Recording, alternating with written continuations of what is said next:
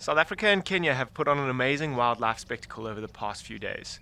Let's take a look at some of those highlights. This is Safari Catch Up.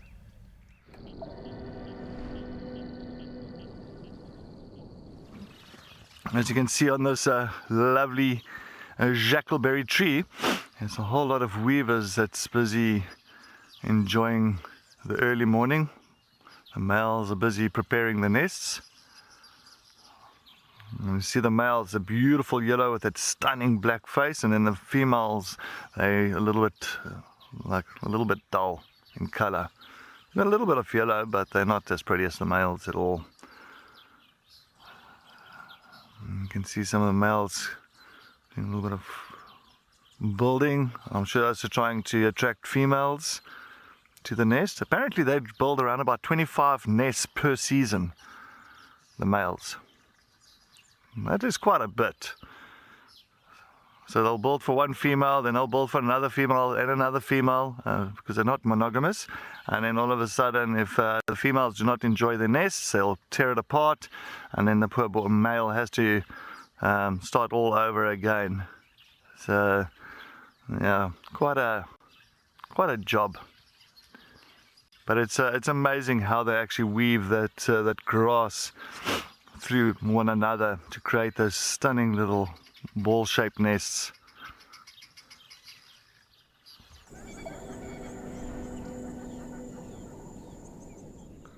Well, we've got a whole lot of hyena tracks here on the road, and just to give you an example of when we're talking about tracks before rain, after rain, give you a nice idea of what they look like. Okay, so hyenas have gone up and down the road. We have a look at this track over here, these two.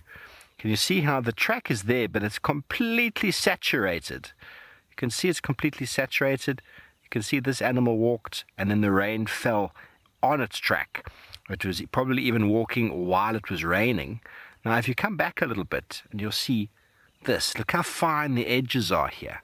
You can even see the drag of the toe over there.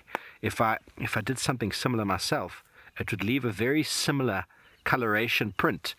So this animal, there's more than one. They went that way while it was raining, and then they came back after the rains. And there's a number of them over here. You can actually see how clear the tracks are here. A nail mark, nail mark, nail mark. Perfect two-lobe track with the toes.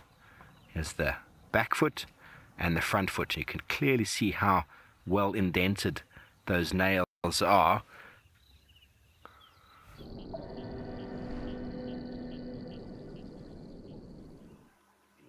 But look at that sunrise. Many times I've always said between the sunrises and sunsets, I always love sunrises because I always know I have a great day. And just look at that. And that tells you that is our eastern horizon. Nom, a big jumbo from myself and Mufasa, and you're saying the sky is so clear. I mean, Nom, the landscapes here in the Mara are always very peaceful. A few times I have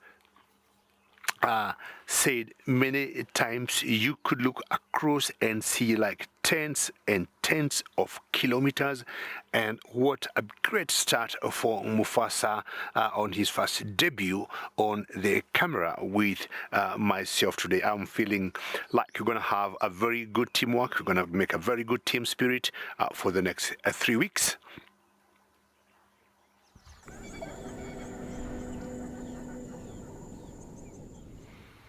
Well, there you have it, everybody. First European roller on camera this year.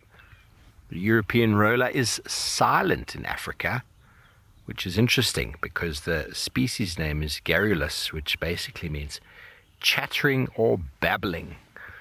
You know that the local rollers are quite loud, but the Europeans arrive just for food, and they're not here to breed or to claim territory. Definitely move with regards to where the abundance of insect food resources are, and sometimes you won't even see them in parts of this area. Sometimes you can find them in quite large groupings. Oh, Amanda, it can make a little quah kind of sound, but you know, a lot of the birds that signal danger or go crazy with regards to birds of prey or snakes, generally those that have got nests or babies nearby. An adult who is able to see danger and just move away has got no real need to alarm call. So they breed from Morocco, Spain, north to Poland, and east to the western Siberia, as well as northern India.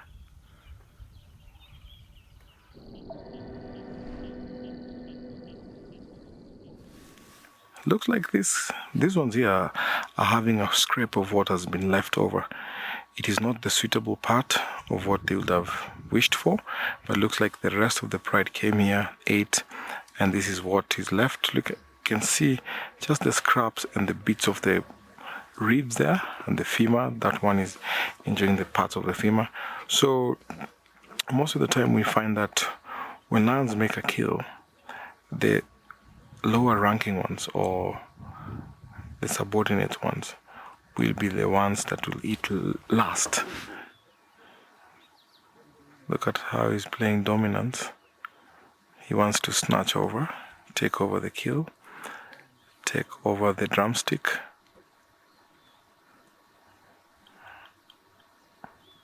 But everyone is defending their own piece. You can tell he's not eaten enough.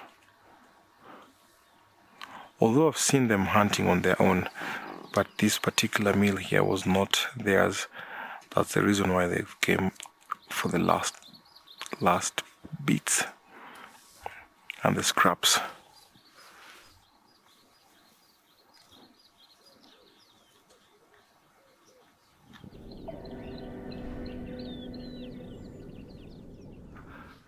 Oh, everybody, we've got a leopard. We've got a leopard, some rosettes for this morning. And it looks like Tlalamba. Oh, absolutely amazing. So one of a few leopardesses that hangs around this area, very well-known leopardess, Tlalamba. You can see she's just grooming herself. Because all the dewdrops and that's pretty much gathered on her fur, just kind of getting a little bit of a groom there. No, but she's just looking at something. I'm not too sure what. So her daughter Chipondo is getting quite big now. I think she should be about now a year and April, May, June, July. 7 months. A year and 7 years and 8 months. Yeah.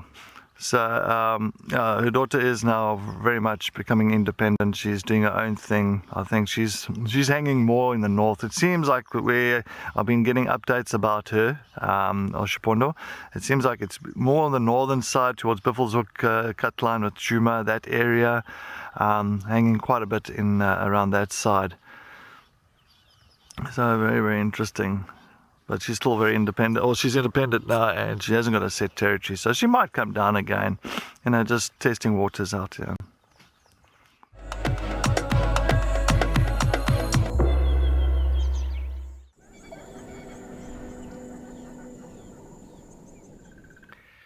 Well, the call of Africa, the fish eagle, the African fish eagle, Tim, and it's not a migratory bird. I was just looking for some statistics, and I didn't specifically find the statistics I was looking for the European bee-eater, but the survival rate of birds in general, especially during their first year for species, is highly variable by species and conditions, but typically a survival rate is quite low, with about 25%. Generally, the mortality in the first year is significantly higher with the juveniles than with the adults, as expressed before. So during the migration, there's obviously a lot that's happening. The birds have to go the right way. They have to have prepared themselves.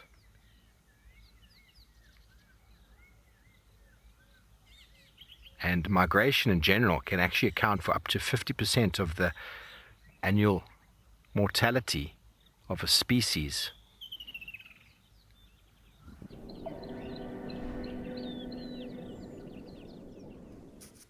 So this is now, first of all, the flower is known as a morning glory. This beautiful purple flower that you see very low to the ground. And now you can see there's a beetle called a blister beetle. And now this blister beetle is absolutely enjoying the petals of this flower. You can see feeding away. And while it's busy feeding away like that, the pollen is pretty much now getting attached to the hind legs. You can see a little bit of a pollen there at the end there, and a little bit of pollen that side as well. But this beetle is, you got to watch out. The blister beetle, you do not want to handle. You can see that little stuff coming out at the back. It's got a very, very, very acidic liquid that comes out, and it actually creates blisters. And you can see now, look at that. Just, hey, feeding away so quick. I think this flower is going to be gone in no time. It's a very interesting way. I love how they feed when they like kind of work from the front and they go back all the time, front to the back.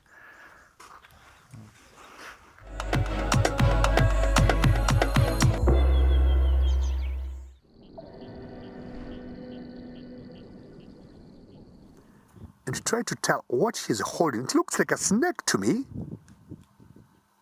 But what is the other thing? Oh, it is a snake and a frog.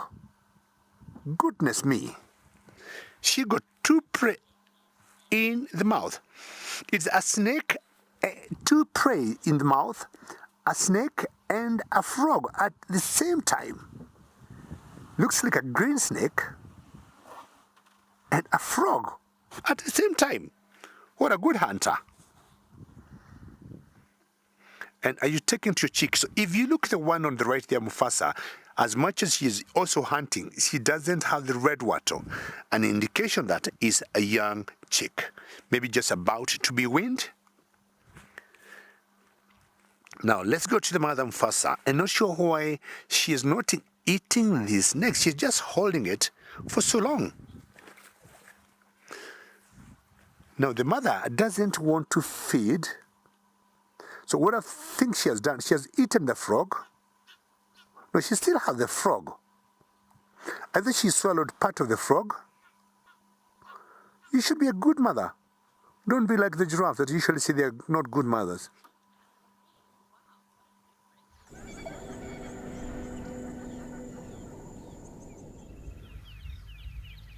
Nice big boy on top of the mound, surveying the landscape. We were excited to find the tracks, which we've been following for a little while, because they, as we've been discussing, we're on top of the rain. Well spotted, Mpo. Yes. 2 cups of coffee helps, eh? 2 cups of coffee does help. Absolutely. Oh, there we go. Oh, the cat stretch and the yawn is shaking off. Okay, so maybe he's not even with the female. Maybe he's been trying to find her. It's made your day, Vicky. It's made our day as well. We're going to give him space. Hopefully he'll come out onto the road. Big males here aren't that relaxed with the vehicles, so we give them a bit of space. Hopefully his behavior will be... Oh, he's calling. Oh, he's going to go in. He's looking for her. Hello, big boy. He's hungry. Paul, hungry like a lion. Here comes the scent mark again. There it is.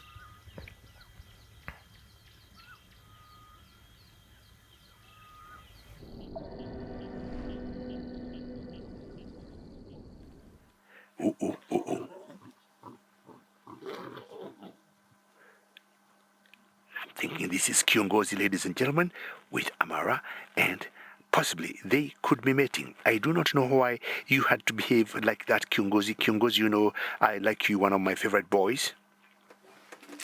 I didn't see the smudge on the face of this particular boy.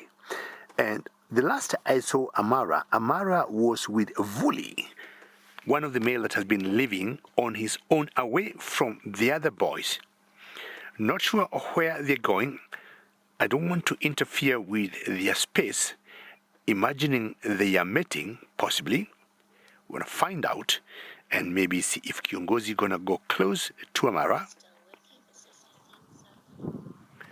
And I would be very happy if my young boy Kiongozi is mating. Apparently, if so, this will be the very first time we are seeing him mating.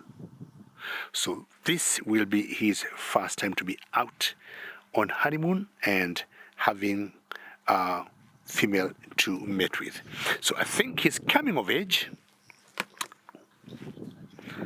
Now this will give me great joy to know for the very first time Kiongozi is mating.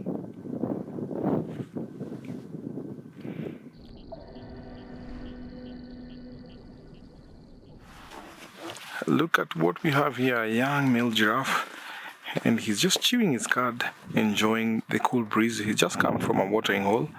On his side there, that's the red-billed oxpecker. So this young giraffe don't always hang around their herds. Sometimes they might wander off alone, and sometimes they can be in big herds. So giraffes live in unstable herds, and sometimes when you see them solitary, it doesn't mean that they've lost the members of their families. Ingrid, the giraffe gets their calcium from the salt deposit area, spots where the riverbeds have a good mineral component. So around the Makari stream, which is not far from Ankewa camp, and also across some different spots here. So we have particular spots where we see animals going for salt deposit or minerals, calcium, and also iodine. Also, those are some of the minerals that they go for.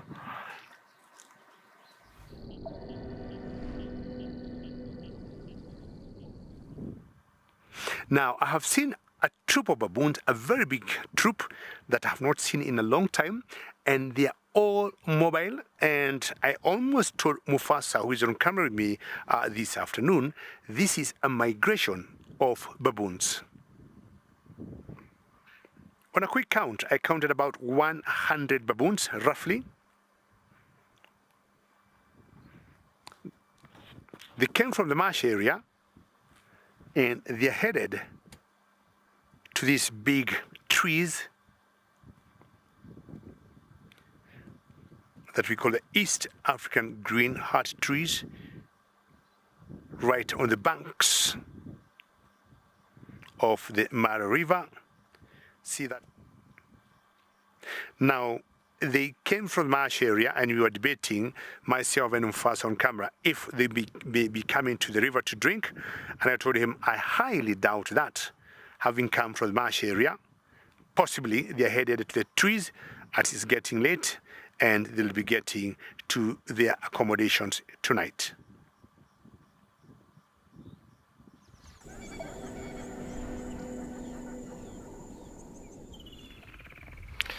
Well, our lion mission has turned out to be a success. Lying out in the open, head up, sniffing the wind. There is a big cloud with lightning and rain coming towards us. We've been driving away from it, and it's just slowly been creeping towards us. And we're hoping it's going to miss. But if it doesn't, lovely to see lions. We were tracking this morning and found a few. Where the rest are, I'm not sure. Animal lover, yes, there's little wafts. Like in the morning, the bakery, the croissants are coming. Yes, you lift your head up. Just little tantalizing movements across the nostrils.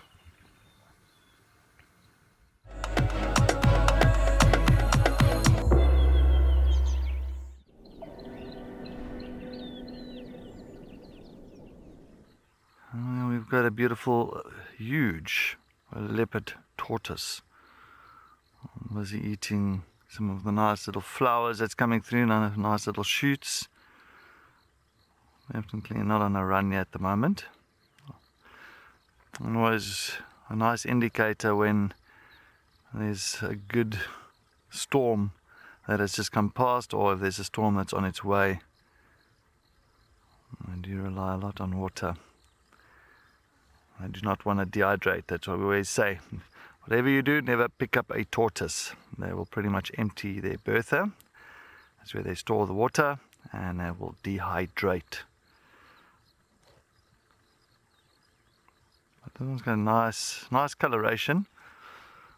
Exactly why they call it a leopard tortoise is because of the coloration. Got the nice little black, almost like rings with the golden colors inside, and a little bit of the lighter browns as well. And it's got all those stunning patterns on its shell. And you can see those are not the youngest of tortoises, because the leopard tortoise can get big, but the one that we see here now is quite big. It's a big one. So 10 to 1, most probably even older than I am. I think maybe even older than Bibo and myself put together.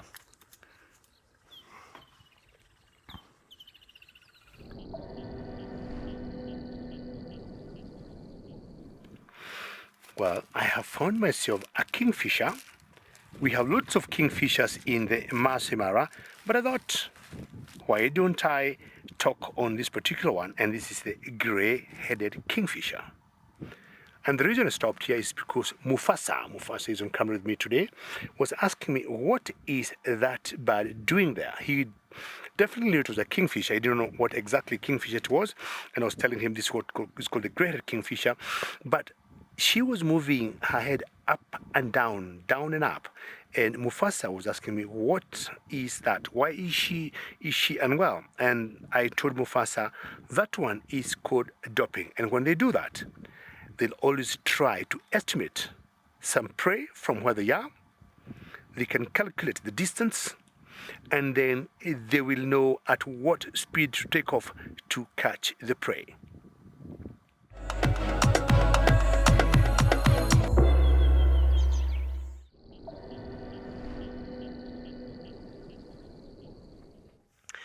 Wow, look at what we have come across here in the west of Amakhala.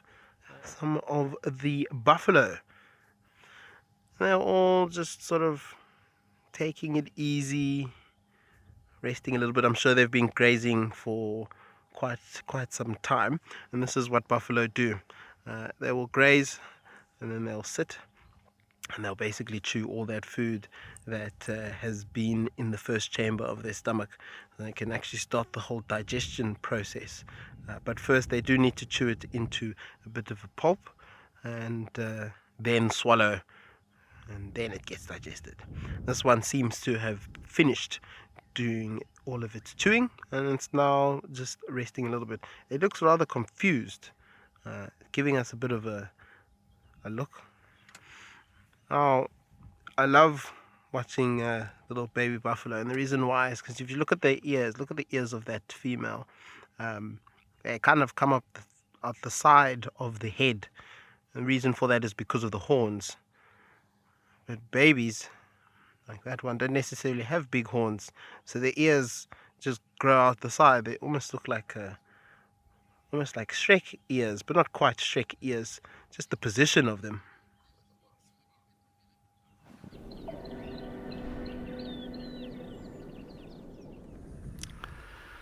Oh, well, beautiful female elephant here. It's just feeding on the side of the Chitwa airstrip.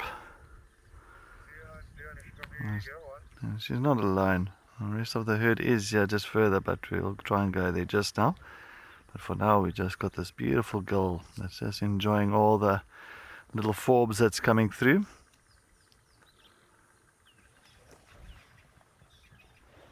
I've got a zebra that's rolling. Oh, we just saw it now. And the zebra is having a bit of a sand bath there in the background. There we go. Oh, that's one of my friends that's got a Rottweiler. It almost looks like the Rottweiler when they're rolling around on the carpet. And we're getting photobombed by this beautiful female elephant. She's like, yep. I'm just going to mosey along. Don't mind me. And sometimes with zebra, like rolling around like that in the dirt, for us it's like dirty, for them it's clean. So when they do the roll around like that, it's just to clean their coats. There we go, another one.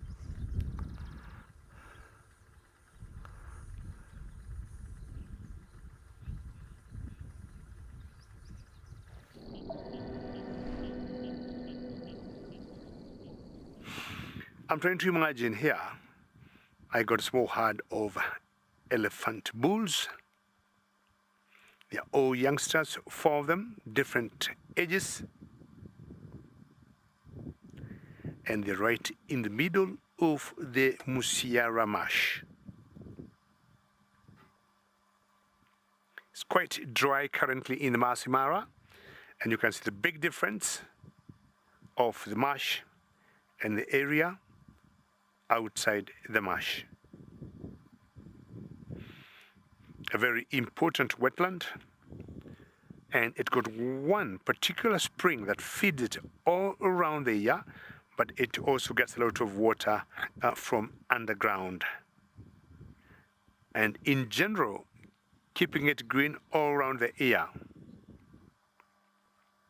And that gives you an idea of the depth of the marsh area. It ranges anything from 2 feet, and for me, I think as far as I'm concerned, the deepest part of this marsh area would be about 4 to 5 feet. That's right inside of the middle. And I would imagine during the rains, it's much wet, it's much swampy, and most of the areas could be more deeper than like now, when it's a bit dry in the Masai Mara.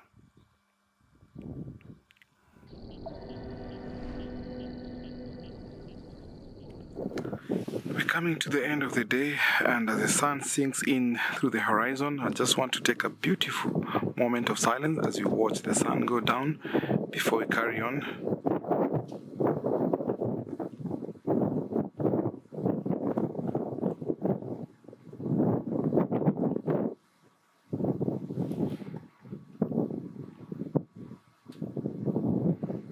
You're most welcome, and as the sun gets to rest, so tomorrow we'll be here first light, back again to continue the story of how the Mara is, what will unfold tomorrow. From Big James and I, we say Kwaheri, and in Samburu, Masai, we say Olesere, as you watch the sun sink in.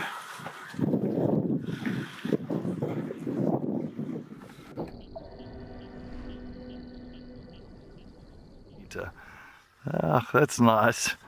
Nice to see this little croc here.